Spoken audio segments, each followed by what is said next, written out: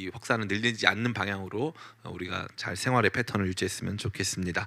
이제 하나님 말씀 같이 읽어보겠습니다. 로마서 6장 1절부터 14절까지 말씀, 제가 한 절, 조아평 전사님이 한 절 나누어서 교독하여 보겠습니다. 우리 조아평 전사님 목소리를 들을 수 있는 날이 많이 남지 않았습니다. 이번 주, 다음 주 2주간밖에 들을 수가 없기 때문에 제가 한 절, 조아평 전사님이 한 절, 마이크를 준비하지 않고 있었군요.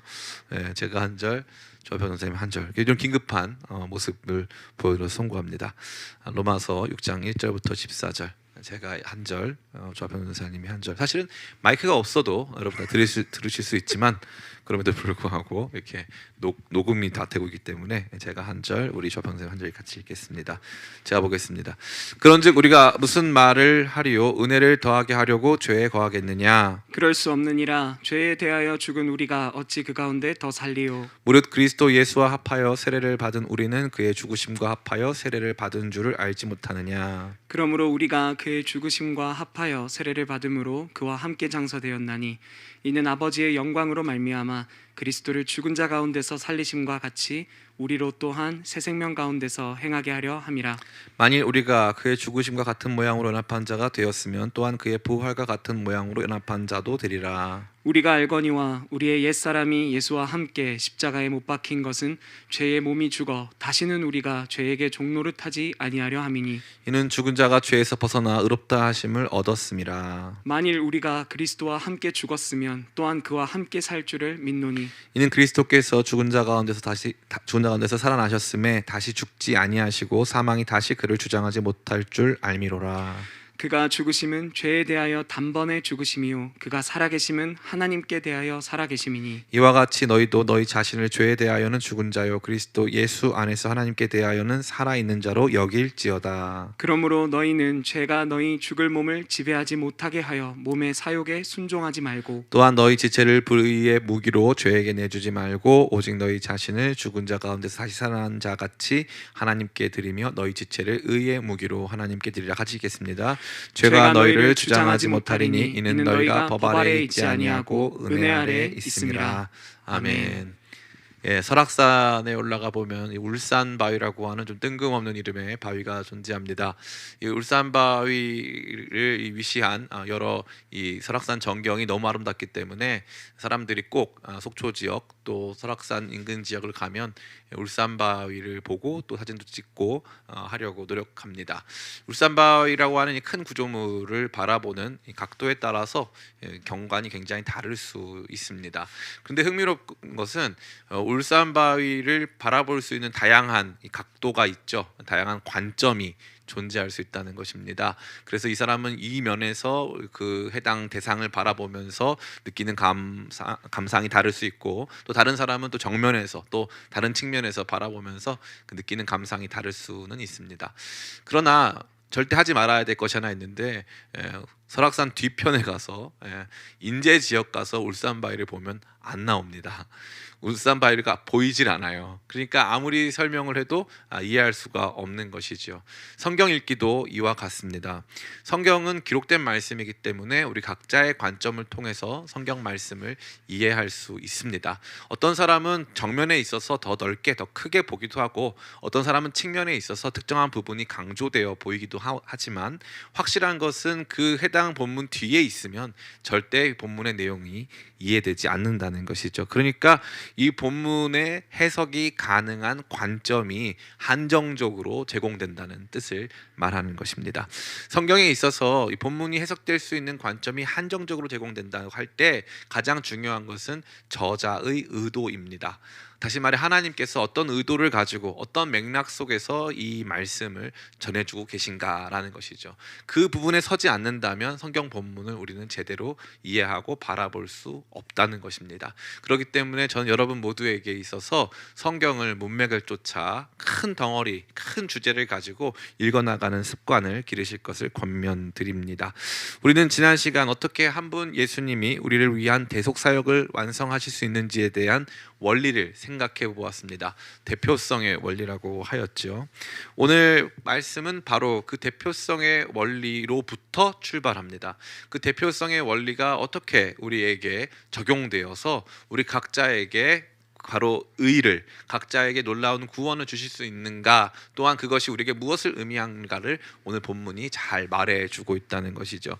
이 로마서는 1장부터 11장까지가 이 인디커티브 설명에 해당하는 부분이기 때문에 우리가 이 설명 부분에 거의 절반 이상에 도달했다고 볼 수 있습니다. 그러니까 점차 이것이 좁혀져 오는 것을 여러분이 좀 마음에 새기면서 같이 말씀들을 좀 읽어 나갈 때 큰 유익이 있을 줄 믿습니다. 특별히 오늘 우리가 살펴보고자 하는 것은 이 대표하신, 우리를 대표하여서 구원의 모든 이 토대를 마련하신, 구원을 완성하신 우리 주님의 그 위대한 구원이 어떻게 우리의 실제적인 삶에 실제적으로 이루어지는가라고 하는 새로운 원리를 저와 여러분에게 제공하고 있습니다. 그것은 바로 그리스도와의 연합입니다. 그리스도와의 연합, 아주 중요한 맥락이 아닐 수 없는 거죠. 그래서 여기 보면은 그게 많이 등장합니다. 3절에 보면은 무리 그리스도 예수와 합하여, 그죠? 그의 죽으심과 합하여. 4절에도 그의 죽으심과 합하여, 그죠? 계속 나옵니다. 5절에도 만일 우리가 그의 죽으심과 같은 모양으로 연합한 자가 되었으면 또한 그의 보혈과 같은 모양으로 연합한 자도 되리라. 그러니까 한 분이신 예수님, 우리에게 있어서 대표자이신 한 사람 아담과 같이 한 사람 예수님께서 이루신 위대한 일들이 우리가 예수님과 연합하면서 우리 가운데 주어진다라는 것을 보게 하는 것입니다. 이러한 질문들, 이러한 내용들을 같이 살피면서 저는 우리가 받은 구원에 대하여 다시 한번 더 깊은, 더 바른 이해를 갖는 우리 모든 청년 성도들 다 되시기를 예수님의 이름으로 축원합니다. 오늘 제기되는 본격적인 질문은 바로 이것입니다. 은혜를 더하게 하려고 죄에 거하겠느냐라는 것이죠. 은혜를 더하게 하려고 죄에 거하겠느냐. 목사님, 뜬금없이 갑자기 왜 이런 질문이 등장합니까? 제가 이 로마서 초창기에도 제가 설명드린 바와 같이 사도 바울이 로마서를 저술하는 방식은 디아트리베라고 해서 가상의 사람이 질문을 하고 혹은 반론을 제기할 때 그것을 논박하는 방식으로 논리를 전개해 나간다라고 이미 말씀드린 바 있습니다. 그러니까 사도 바울은 누군가의 질문, 가상의 사람의 질문을 지금 저와 여러분 앞에 드리워주고 있는 거죠. 그러면 신기한 거죠. 우리가 만약에 가상의 사람이라면 이런 질문을 하지 않을 것 같은데 뜬금없이 왜 이런 질문이 나왔느냐라는 생각을 안 할 수가 없다는 것입니다. 근데 이 질문은 그냥 진공 상태에서 툭 튀어나온 갑툭튀 질문이 아니라는 것이죠. 5장 19절부터 21절까지 말씀에 이 질문이 나온 배경이 등장하고 있습니다. 우리 같이 한 목소리로 읽어봤으면 좋겠어요. 5장 19절부터 21절입니다. 시작. 한 사람이 순종하지 아니함으로 많은 사람이 죄인 된 것 같이 한 사람이 순종하심으로 많은 사람이 의인이 되리라. 율법이 들어온 것은 범죄를 더하게 하려 함이라. 그러나 죄가 더한 곳에 은혜가 더욱 넘쳤나니 이는 죄가 사망 안에서 왕노릇한 것 같이 은혜도 또한 의로 말미암아 왕노릇하여 우리 주 예수 그리스도로 말미암아 영생에 이르게 하려 함이라. 아멘. 이 내용을 우리가 잘 이해 못하시는 분들이 많이 계세요. 다시 말해 율법이 들어온 것은 범죄를 더하게 하려 함이라. 신기하네요. 법은 원래 죄를 막으려고 들어오는 거잖아요. 그런데 이상하게 이 율법은 특이하게 죄를 더 증가시키려고 들어왔다는 거예요. 그러나 죄가 더한 것에 은혜가 더욱 넘쳤나니. 재밌습니다. 율법이 들어온 것은 죄를 증가시키려고, 그런데 결과적으로 죄가 많아지니까 은혜가 더욱 많아졌다. 다시 말해 은혜와 죄가 비례관계다라고 설명하고 있는 거예요. 그러니까 우리 모두로 하여금 의아하게 만든 것이고, 왜 이러한 내용, 우리가 봤을 때는 중심 내용이 아닌 어떻게 보면은 이렇게 부가적인 내용을 중심으로 다시 6장의 말씀이 전개될까라는 의심을 하지 않을 수 없다는 것입니다. 이 내용을 잘 이해하는 데 필요한 조건들이 우리에게 주어져 있습니다. 그것은 바로 우리가 코로나 시대에 살고 있다는 것이죠. 이 코로나 진단 키트의 도입과 진단 능력의 확대는 표면적으로 어떤 효과를 만들어냅니까? 그렇습니다. 여러분 댓글로 많이 써주세요. 표면적으로는 확진자의 숫자를 증가시킵니다. 그러니까 진단 능력이 있는 국가들, 진단 키트가 충분히 구비된 국가들은 확진자의 숫자가 하루에도 많이 증가할 수가 있는 거죠. 왜 그렇습니까? 실제적으로 이 검사를 하는 사람의 숫자가 아주 많기 때문에 그렇습니다. 그런데 이 검사할 수 있는 사람, 이미 우리 가운데 확진자가 있다는 것이 자명하고 실제로 그러한 증상들이 만연해서 사람들이 많이 죽어나가고 고통당하고 있는데, 진단할 수 있는 키트가 없으면 확진자의 숫자도 늘지 않고 실제적으로 치료도 이루어지지 않는다는 것입니다. 그런데 그렇게 확진자의 숫자가 증가된 것이 부정적인 걸까요? 흥미로운 것은 확진자의 숫자가 증가된 것은 만약에 백신을 가지고 있다면, 또 치료 대책을 가지고 있다면 실제로는 더 많이 치료할 수 있는 방편이 되는 것입니다. 다시 말해 율법은 죄라고 하는 바이러스를 드러냅니다. 율법은 죄라는 바이러스의 진단 키트가 되는 것이죠. 그리스도께서 행하신 일, 또 그것을 우리 가운데 은혜 가운데 주신 것은 백신이라고 할 수 있습니다. 그러니까 이 율법으로 말미암아 우리가 죄에 감염된 상태다. 우리가 죄 가운데 있다는 것이 더 많이 드러나면 드러날수록 그 드러난 만큼 그것을 덮고 그것을 회복시키고 치유하시는 은혜가 더 크게 드러난다는 것을 설명하고 있다는 것입니다. 이러한 모든 과정이 바로 인류의 대표자이신, 우리 모든 믿는 자들의 대표자이신 예수님께서 행하신 일, 둘째 아담 예수님께서 행하사 우리 가운데 거저 주신 은총이라는 사실이죠. 여기서 중대한 질문이 하나 발생합니다. 앞서 말씀드린 바와 같이 죄와 은혜의 관계에 대한 것이죠. 즉, 그렇다면 검사를 많이 받아서 확진자가 많아지는 것이 좋은 것이라고 했고요.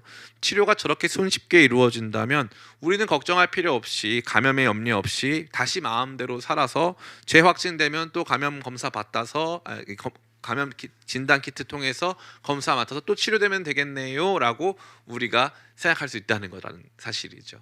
다시 말해 쉬운 은혜, 값싼 은혜, 우리가 생각하는, 우리가 얻은 구원이 어떻게 보면은 굉장히 값싸고 무가치하고 법정적이고 실제적이지 못한 것쯤으로 여기며 가벼이 생각할 수 있다는 것을 지목하는 것입니다. 그래서 나온 질문이 뭐라고 했습니까?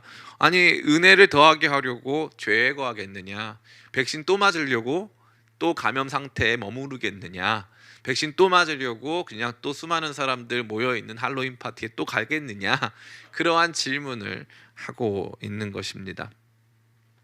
이것은 실상 우리 자신이 가질 수 있는 충분한 생각임과 동시에 사도 바울이 가진 진술, 사도 바울이 가진 전략 때문입니다. 사도 바울은 논리적인 이 흐름을 가지면서 성경 말씀을 저와 여러분에게 진리의 말씀을 증거하고 있는데, 그 넓은 의미는 바로 이와 같습니다. 우리 1장부터 3장 20절까지, 제 별명이 자초지종이거든요. 자초지종.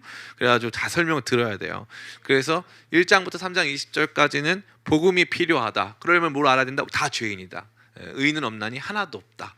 이러한 구절이 우리 가운데 들어오는 거죠. 그러고 나니까 율법은 죄를 드러나는 방편이고 율법 외에 새로운 의가 필요한데 그것은 믿음이다 하는 내용이 3장 21절부터 31절까지 또 등장합니다. 그것을 증명하는 내용이 바로 구약 성경에 등장하는 아브라함의 믿음이죠. 그것이 4장 전체 내용을 말하는 것입니다. 그러면은 그렇게 의롭게 된 우리, 아주 법정적으로 의롭게 된 우리가 실제적으로 구원을 누린다는 게 무엇이냐 하는 내용이 5장 1절부터 12절에 등장하죠. 그것이 무엇입니까? 바로 환난은 인내는 연단은 소망을 만들어내는데, 그 소망이 우리로 하여금 절대 부끄럽게 하지 않은 것은 바로 성령으로 말미암아 하나님의 사랑이 우리 가운데 부어진다. 법정적인 것이 아니고 실제적이고 실존적이며 경험적인 일들이 시작된다라는 것을 말했다는 것입니다. 거기서 등장한 내용이 바로 하나님의 사랑인데, 그 하나님의 사랑은 우리가 아직 죄인 되었을 때 그의 아들 예수님을 값없이 내어줬다라는 것으로 표상되고 있습니다. 그러니까 이제 어떻게 그러면 그 하나님의 사랑이 가능한지, 어떻게 예수님을 통해서 그런 일이 일어났는지, 그러니까 포커스가 조금씩 예수님께로 향하고 있다는 것을 우리가 발견할 수 있는 것이죠. 그래서 5장 12절부터 21절까지는 예수님과 아담의 비교를 통해서 예수님께서 이렇게 우리를 통해서 당신이 하신 일, 예수님이 하신 일을 통해서 우리를 구원할 수 있음을 둘째 아담 대신 예수님이 할 수 있는 자격을 대표성의 원리를 통해서 설명해 주고 있는 것입니다. 그러한 가운데 이제는 그 예수님과 우리와의 관계를 조명하면서 그 예수님이 우리 가운데 주신 은혜는 우리로 하여금 더 이상 죄 가운데 살지 않도록 한다는 것을 설명하는 것이고, 그 중심에는 그리스도와의 연합이라고 하는 주제가 드러나 있다는 거죠. 이거 굉장히 잘 설명한 내용입니다. 여러분들 지금 졸고 계신 분들, 계실 때 딴짓 잠깐 하신 분들, 카톡 보시는 분들 계실 텐데요. 나중에 꼭 이 부분을 다시 한번 이렇게 돌려서 보시면 더 큰 은혜가 있고 구독과 좋아요를 부탁드립니다.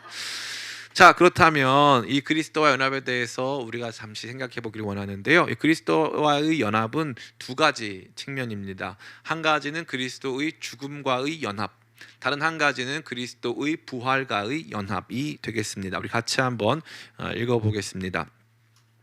5절 말씀입니다. 5절 말씀 시작. 만일 우리가 그의 죽으심과 같은 모양으로 연합한 자가 되었으면 또한 그의 부활과 같은 모양으로 연합한 자도 되리라. 아멘. 그러니까 그리스도와의 연합은 두 가지 차원을 말하는 것인데, 한편으로는 그리스도의 죽음과의 연합이고 다른 한편으로는 그리스도의 부활과의 연합입니다. 이 두 가지는 동전의 양면과 같이 뗄래야 뗄 수가 없습니다.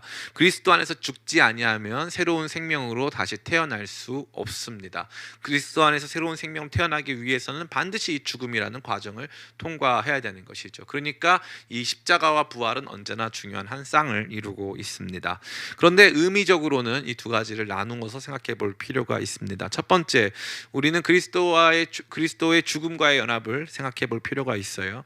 죽음이라는 것은 무슨 뜻입니까? 죽음은 죄의 형벌이고 죄에 따른 논리적 귀결입니다. 죄가 없다면 죽음도 없습니다. 사망 안에 쏘는 것이 무엇이냐? 사망에 쏘는 것은 죄요. 분명히 적용되어 있다는 거죠. 그러니까 이 죽음은 죄에 의한 것입니다. 근데 예수님께서 이 죽음을 우리를 위하여서 죽으셨습니다.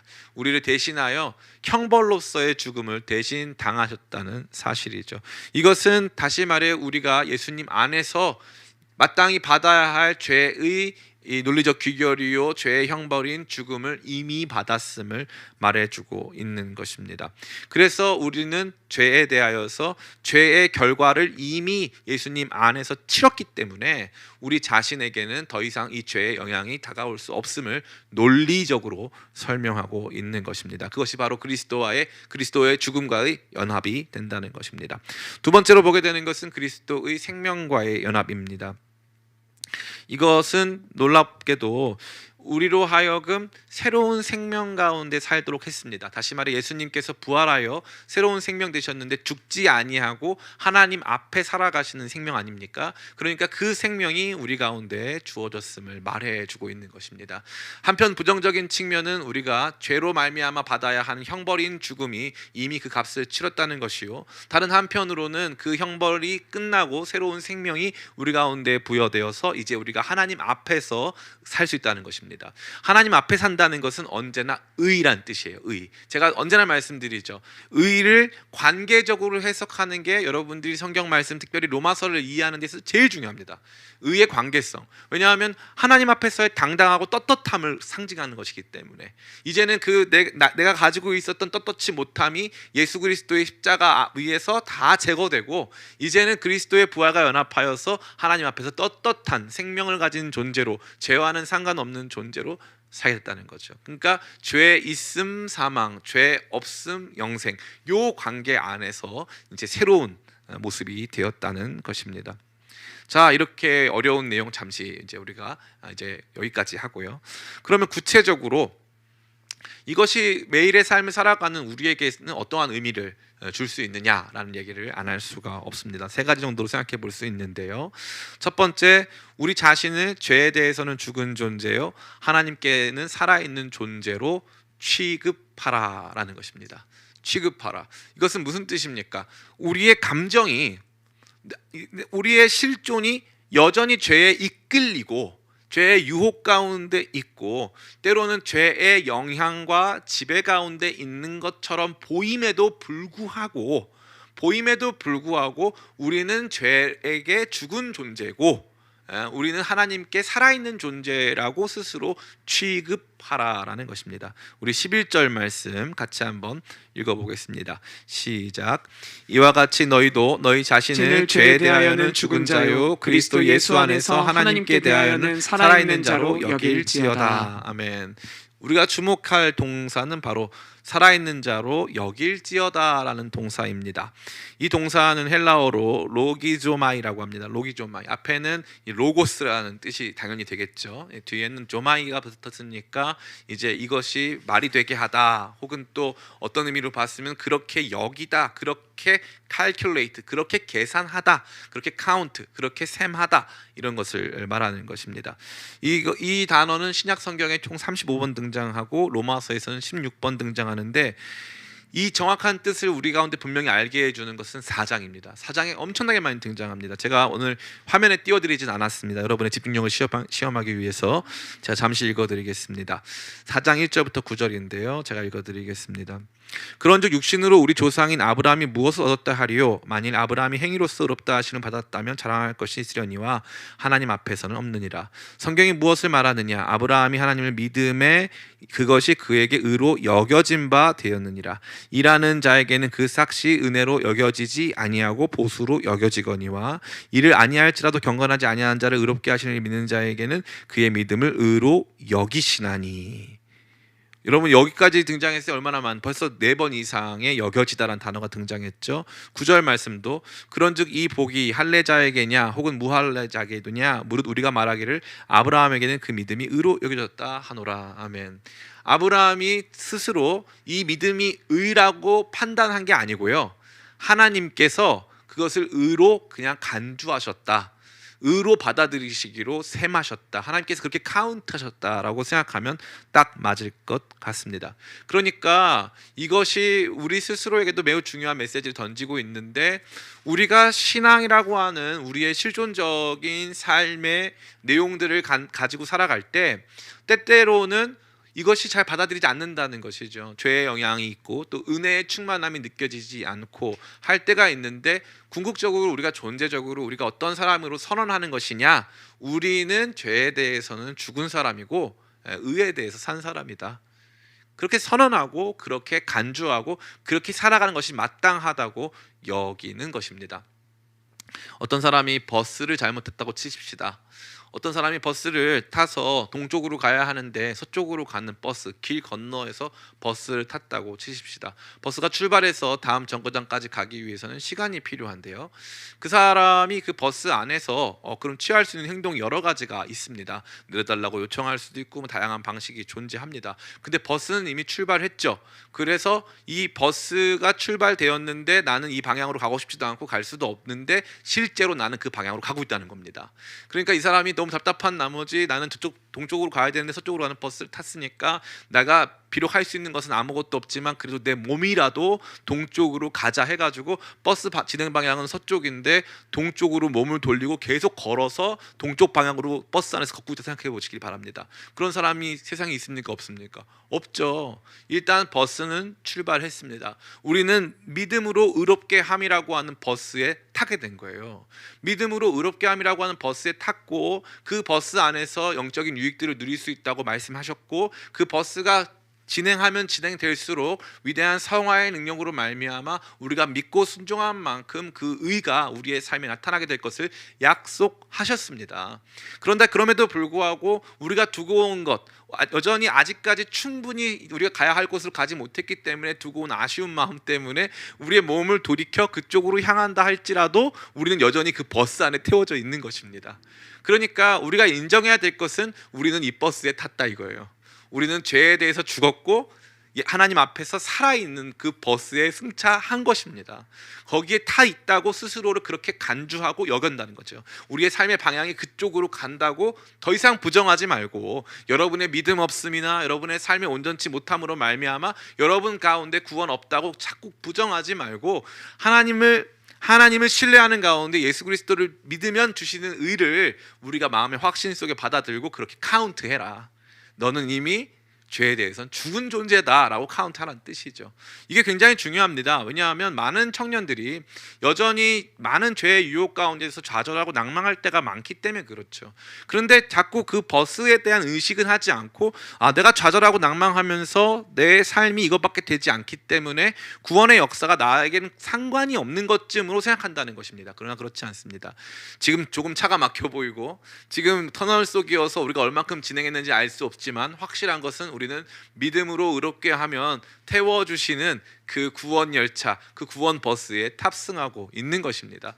그러니까 그렇게 카운트를 하는 게 중요한 거예요. 그러니까 우리가 가는 방향 어디다? 우리가 가는 방향, 죄에 대해서는 죽고 하나님께 대해서는 산 방향으로 나는 가고 있다고 카운트, 그렇게 여기라는 것입니다. 이게 매우 매우 중요한 거죠. 내 삶이 어딘지 규정하라 이거죠. 규정합니다. 나는 죄에 대해서는 죽고 의에 대해서는 산 존재다라고 규정하고 시작하는 거예요.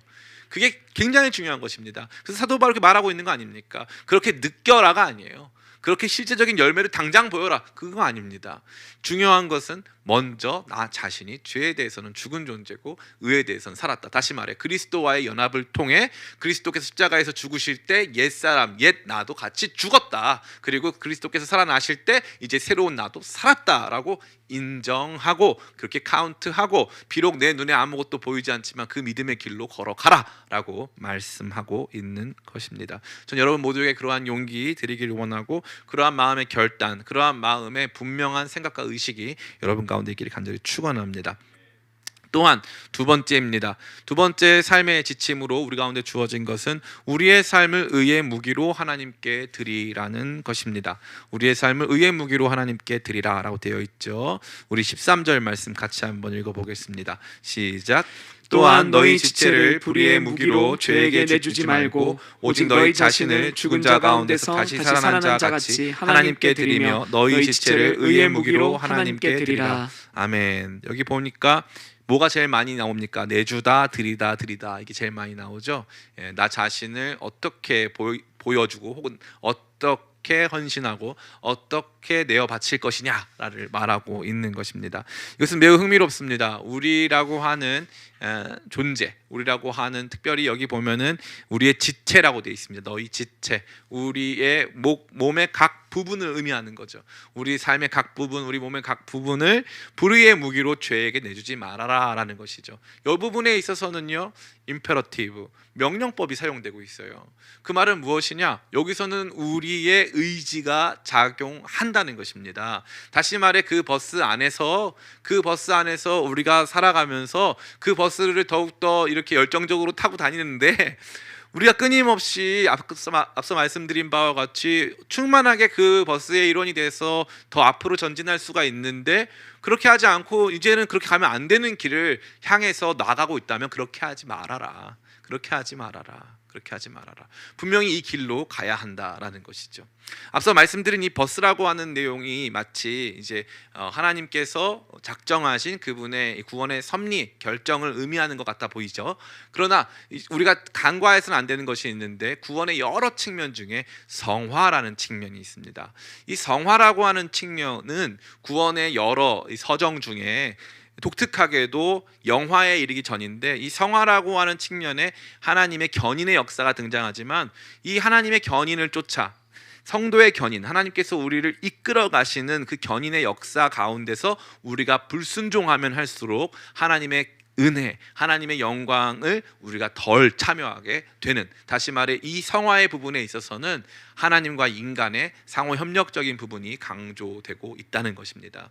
그렇기 때문에 마치 이 앞선 내용이 우리를 이제 더 이상 죄에 대하여서는 죽은 존재고 이제 하나님께 대하여 산 존재로 여겨야 한다라고 하는 마치 이 버스처럼 하나님이 전적으로 움직이시는 그 버스에 타고 있는 내용으로 이해한다면, 두 번째 우리가 또 한 가지 이해해야 될 그림은 마치 이 같이 노를 젓고 있는 카누의 그림을 연상시키면 됩니다. 성령께서 강력한 모터로 이 뒤에서 함께 하셔가지고 마동석 팔로 함께 하셔서 막 카누 요트를 막 이렇게 이 카누를 막 조정 경기장이죠. 막 이렇게 미사리 막 이렇게 해가지고 막 저 나가시는데 나만 반대로 젓고 있는 거예요. 내 노만. 그렇게 되면은 물론 하나님께서 마동석 팔로 이렇게 저 가시니까 엄청 더 빠르게 가겠지만 내가 저항하는 만큼 더 느려지고 내가 저항하는 만큼 기쁨과 승리의 영광을 보기가 어렵다는 것입니다. 그러니까 여기에서 우리 가운데 필요한 분명한 순종이 있죠. 그렇게 카운트하고 너는 이제 죄에 대해서는 죽은 존재고 하나님께 대해서 산 존재로 스스로를 카운트한 다음에 그 다음부터는 우리의 지체를 죄의 도구, 죄의 무기로 드리면 안 된다. 도리어 우리의 모든 지체를 이제는 의의 지체로 올려드려서 하나님과 함께 그 의가 우리 가운데 충만히 이루어지도록 최선을 다해야 한다라고 하는 이러한 명령으로 나아가고 있다는 것입니다. 그러니까 이게 매우 자명한 거예요. 무슨 뜻이냐면 이 그리스도와의 연합을 통해 우리가 자동적으로 그렇게 된다. 그러니까 존재적으로는 그렇게 되었으나 그러한 존재가 내면 안에서 충만한 의로움을 누리기 위해서는 반드시 우리 지체를 죄의 병기가 아닌 의의 병기로 올려드리는 복된 순종이 필요하고 요청된다라고 하는 거룩한 균형을 말해주고 있는 것입니다. 자, 여기까지 여러분들이 충분히 이해가 다 됐을 거라고 저는 확신합니다. 우리 기쁨의 교회 청년들 매우 탁월하기 때문에 저는 충분히 이해가 되었을 거라고 생각합니다. 그러면 우리 안에 마지막 세 번째 질문이 찾아옵니다. 목사님, 그러면요, 이해가 됐습니다. 제가 저 자신이 죄에 대해서는 죽고 의에 대해서는 산 존재라고 여기겠습니다. 그리고 그 존재, 그 정체성을 내 안에서 분명히 확인하고 더욱더 배가시키고 더욱더 충만히 누리도록 저는 그러면 제 몸에, 제 삶의 모든 것들을 죄의 무기가 아닌 하나님께 올려드리는 의의 무기로 삼기로 하겠습니다. 제 삶의 시간, 제 삶의 자원, 제 삶의 능력, 제가 가지고 있는 제 물질적인 모든 육체적인 삶을 그렇게 올려드리기를 원합니다라고 생각할 수 있죠. 자, 그러면 마지막에 그런데 그게 너무 힘들잖아요.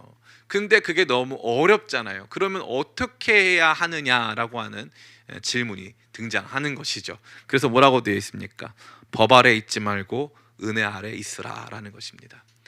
은혜 아래 있으면 그렇게 할 수 있다고 말해주는 거죠. 14절입니다. 같이 한번 읽어보겠습니다. 시작.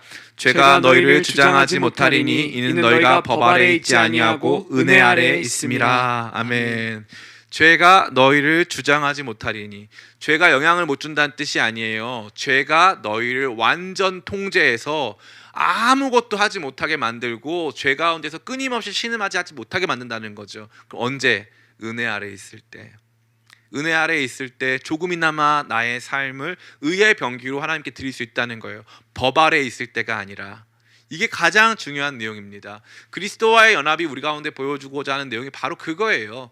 은혜 아래, 그리스도와의 연합 자체가 그 은혜 가운데 주어진 것 아닙니까? 그러니까 그게 바로 그리스도의 죽음과 나의 죽음이 연결되고 그리스도의 다시 살아나심과 나의 다시 살아남 나의 새 생명이 연결되면서 우리는 새 생명 가운데 행하도록 주님께서 그러한 연합을 팍 시켜주신 거예요. 이 연합의 버스에 탄 것입니다. 그런데 그럼에도 불구하고 여전히 우리는 주님께 역행하며 끊임없이 우리의 우리의 육신을, 우리의 삶의 모든 것을 죄의 병기로 또는 이 죄악이 원하는 방향으로 이끌어가고 있다면 우리는 실패하고 좌절하고 낭망할 수밖에 없다는 거죠.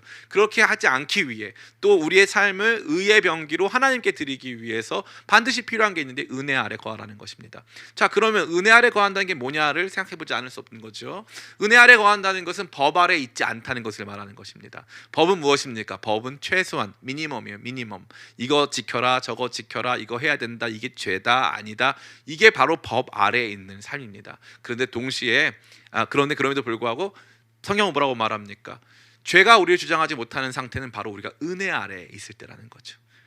우리는 벌써 죽어야 할 우리가 올라갈 자리는 십자가인데 예수님께서 대신 그 십자가에 오르시고 우리의 모든 죄를 거기서 사하시고 죽으시고 부활하심으로 우리 가운데 새 생명 주사 의의 옷을 입히시고 새로운 생명 가운데 살게 하셨기 때문에, 그렇기 때문에 나는 그 은혜 아래 있기 때문에 내 삶이 더 이상 죄에 대해서는 살아있는 것 아니고 하나님께 대해서 살아있는 것이다. 은혜가 우리로 하여금 새 생명 가운데 살게 하고 죄에 대해서는 죽게 한다는 것입니다.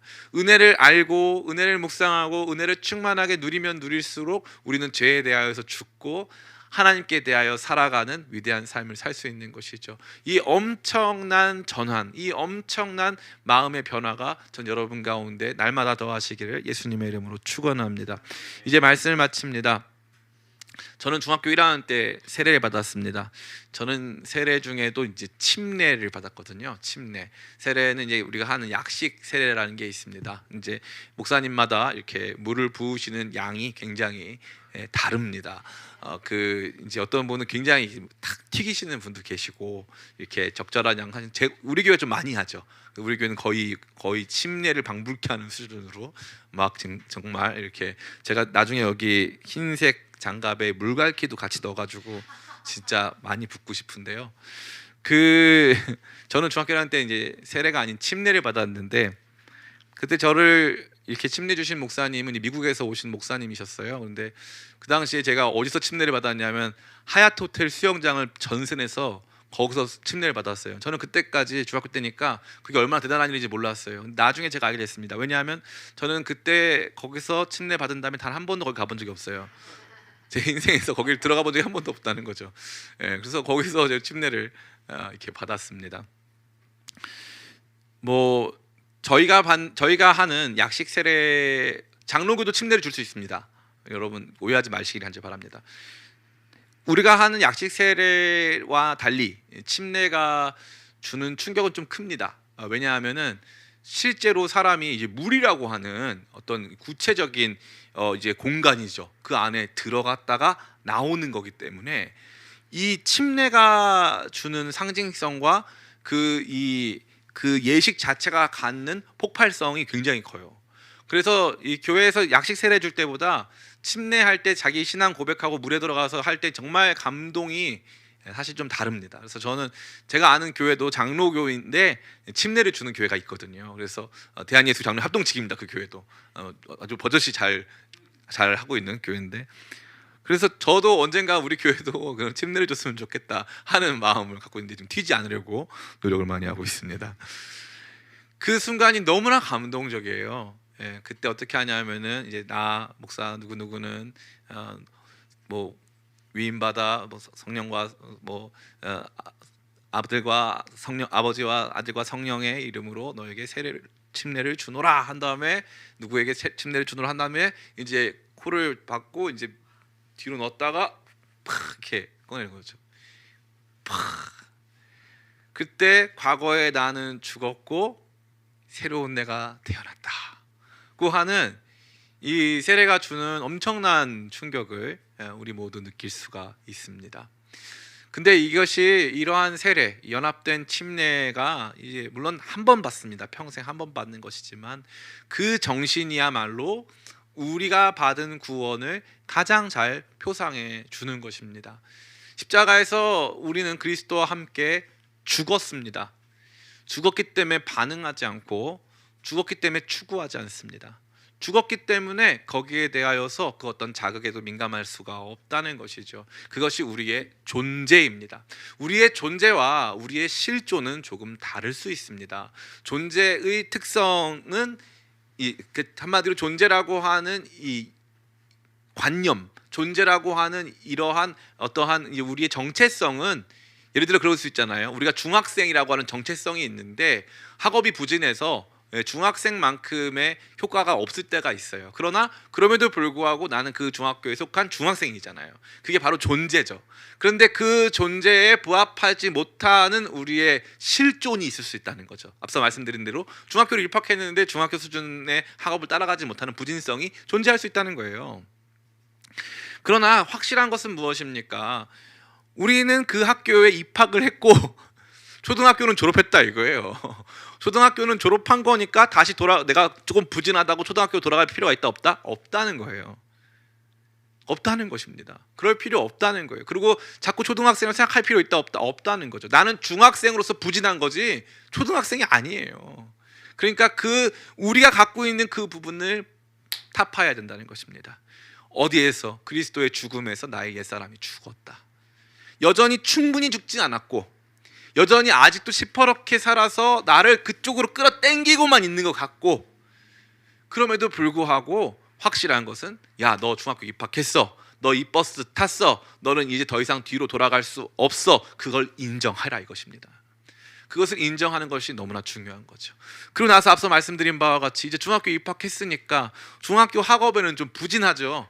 중학교 학업에는 부진한데 중학교 학업에 부진하다 그래서 맨날 초등학교 운동장 가서 뛰고 초등학교 때 교과서 다시 펼칠 필요가 있습니까? 없습니까? 없는 거죠. 그래서 우리를 죄의 병기, 우리의 모든 삶의 시간과 자원과 우리의 능력과 우리의 육체를 죄의 병기가 아닌 의의 병기, 다시 말해 중학생에 걸맞는 일을 하도록 자꾸 들이라 이거예요.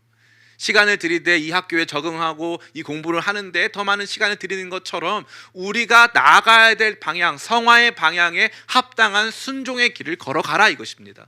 힘들고 어려워도 거기에 우리 자신의 시간과 우리 자신의 재능과 우리 자신의 존재와 우리 자신의 육체 모든 걸 올려드리면서 이제 우리 자신을 의의 병기로 올려드려라 라고 하는 복된 권면과 명령이 이 말씀 속에 들어가 있는 것입니다. 그러면 그것을 어떻게 해야 된다고 되어 있습니까? 은혜 아래에 있으면 그렇게 할 수 있다는 것이죠.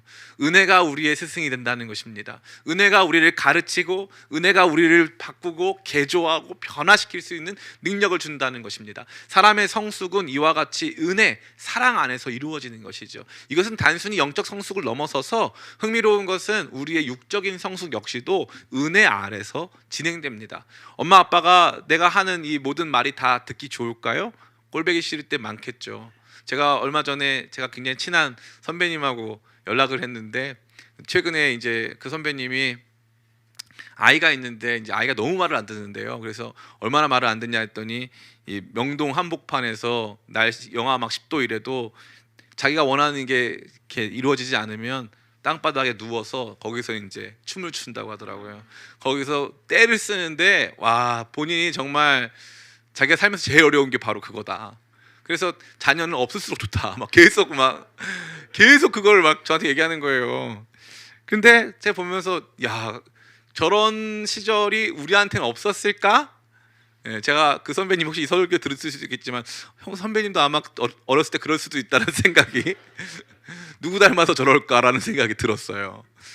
그러면은 그 시간이 지나왔죠. 그럼 그 시간은 뭘로 지나왔습니까? 은혜로 지나온 거죠. 은혜 아래 있으면 성장합니다. 은혜 아래 있으면 변화되는 거예요. 그런데 하나님도요, 여러분을 어떻게 하시기를 결정한 거예요? 여러분한테 죄 조목을 들이밀면서 너가 이 죄를 졌으니까 넌 죽어야 돼, 넌 망해야 돼, 너는 이제 아무것도 아니야 라고 말하시는 게 아니라 은혜 아래서 복된 성장의 길로, 은혜 아래서 우리가 그전에는 죄의 무기로 살던 우리가 이제는 의의 병기가 돼서 하나님께서 원하시는 뜻을 이루어가는 사람 되도록 놀라운 변화, 성숙, 성화 이루어 가시겠다는 거예요. 그러니까 우리가 머물고 우리가 묵상하고 우리가 생각하고 추구해야 될 방향은 은혜라는 것이죠. 그 은혜 안에 머물러 있어야 된다는 거예요. 그때부터 변화가 일어나는 거예요. 여러분 생각해 보세요. 제가 찬송가를 만들었는데 여러분은 굉장히 정죄하는 찬송가를 만들었다 생각해 봅시다. 음란한 너 곧 죽으리, 뭐 이런 찬양을 만들어서 생각해 보세요. 예? 너 교만한 너 하나님이 너를 짓밟으신다, 뭐 이런 찬송가 부르면 끝나고 나서 주님 그렇습니다, 주님 저를 짓밟으시옵소서, 이런 사람 아무도 없어요. 예? 아무도 없어요. 예? 주님이 왜 더럽고 추악한 나를 사랑하십니까? 이거 하면요, 이야, 이 진짜 그때부터 맞습니다. 주님 제가 그런 존재인데 주께서 내게 원하시는 길은 새 생명 가운데 행하게 하려 하심이라. 그러니까 그 길로 갈 수 없겠군요 하면서 다시 또 결단하고 안 돼도 그 걸음을 걸어가려고 애를 쓰는 것입니다. 사랑하는 청년 성도 여러분, 이 말씀처럼 자명하게 우리의 구원의 이야기를 설명해 주는 것은 없습니다. 우리의 놀라운 구원은 나의 어떠함으로 이루는 것이 아닙니다. 나같이 아무것도 아닌 존재를 그리스도께서 놀라운 연합으로 그분의 죽으심과 생명 가운데 참여케 하셨습니다. 그렇기 때문에 그 위대한 일들이 우리 가운데 실제로 일어나고 있는 것입니다. 우리는 죄의 초등학교 다니는 존재가 아니고 최소한 은혜의 중학교, 의의 중학교, 의의 고등학교 다니고 있는 존재예요. 그러니까 이제 더 이상 거기와의 연속성을 끊어버려야 되는 거예요. 존재적으로는 끊어졌는데 실존적으로 끊지 못한 그것을 끊어버리는 거예요. 나는 더 이상 죄에 속한 존재가 아니라고 스스로 외치는 거예요. 나 중학생이야, 나 더 이상 그런 일 안 해 라고 외치면서 조금씩 그 안에서 우리 자신을 그 학교에 걸맞는, 우리 자신을 그 이름에 걸맞는, 그 수준에 걸맞는 사람으로 우리 자신을 드리기 시작할 때 우리가 은혜 아래서 그러한 놀라운 변화를 체험할 수 있다는 것입니다. 그러한 은혜가 저와 여러분을 사로잡아 이 그리스도와의 연합이라고 하는 말로 할 수 없는 삶의 원리를 실존적으로 경험하게 되시는 모든 청년들 다 되시기를 예수님의 이름으로 축원합니다. 예, 우리 제가 기도하겠습니다.